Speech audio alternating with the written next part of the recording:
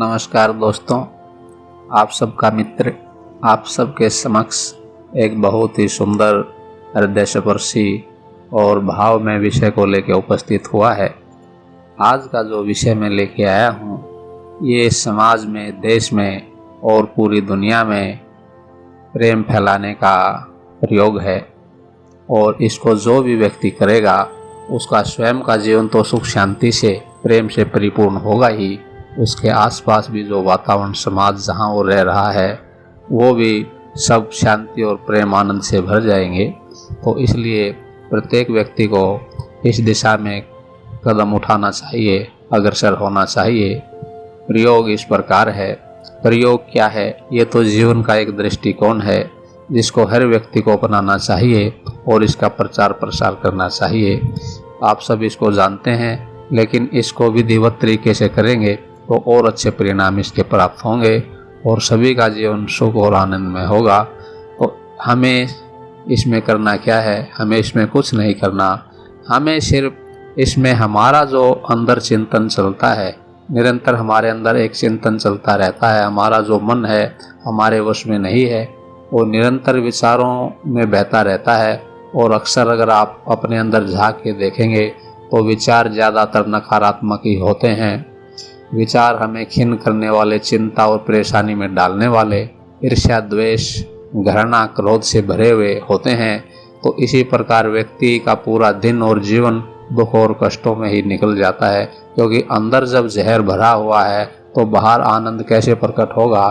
तो सबसे पहले जो हमें ध्यान देना है वो अपने अंदर चल रहे इस कूड़े करकट को निकाल के बाहर फेंक देना है, क्योंकि जो हम अपने अंदर धारण करेंगे उसका ही प्रक्षेप बाहर की तरफ करेंगे। तो हमें क्या करना है?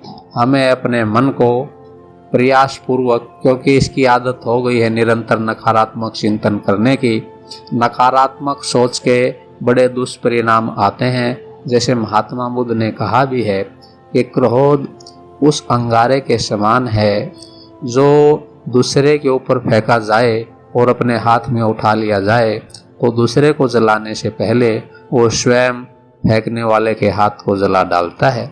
इसी प्रकार जो हमारे अंदर ये ईर्ष्या, द्वेष, क्रोध, घृणा, अपमान, ग्लानि और दुर्भाव के जो विचार और भाव चल रहे हैं, ये दूसरे का नुकसान करे ना करें, लेकिन हमें पूरी तरह से भस्म कर देते हैं, हमारे जीवन को नरक कर देते हैं।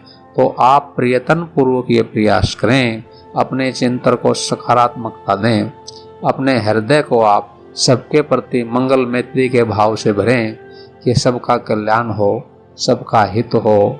मैं ऐसा क्या करूं जिससे दूसरे की सेवा हो, दूसरे का लाभ हो।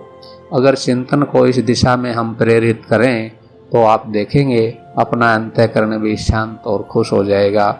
और मित्रों, ये तो एक सामान्य सी बात है कि ऐसे व्यक्ति को हर व्यक्ति पसंद करता है जो सबका सहयोगी हो, सबके साथ प्रेम और आदर का व्यवहार करे, सामंजस्य पूर्ण हो। और ऐसे व्यक्ति को कौन पसंद करेगा मित्रों? जिसके अंदर अहंकार भरा हुआ हो, दूसरे को हीन भाव से देखता हो, अपने को श्रेष्ठ समझता हो। ऐसे व्यक्ति कितने बड़े पद पे हों, कितने ही धनी हों, दूसरा व्यक्ति डर के मारे, स्वार्थ की वजह से उसका दिखावटी सम्मान तो कर सकता है, लेकिन अंदर से उसके प्रति उसके मन में गालियां ही भरी होती हैं।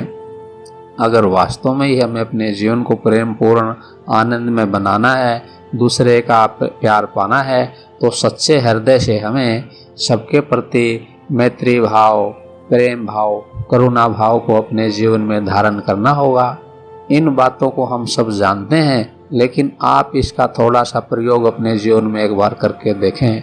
इससे जब जीवन में महान परिवर्तन जब आता है, तभी व्यक्ति को वास्तव में इसके स्वाद का पता लगता है कि ये कितना मधुर है। इससे प्रेम, करुणा, सहयोग, मान सम्मान के भाव से उत्तम कोई भाव नहीं है। सबको आत्मवत देखें, एक ही परम तत्व सबके अंदर विराजमान है। इस दृष्टिकोण से सबको नमन करें। सिया राम मैं सब जग जानी, करूँ प्रणाम जोरी जुग पानी। सिया राम मैं के रूप में समस्त संसार को देखें और सबको प्रणाम करें, तो सबका भी मंगल होगा और आपका भी मंगल होगा। इसी शुभकामना के साथ सबको प्रणाम। नमस्कार दोस्तों।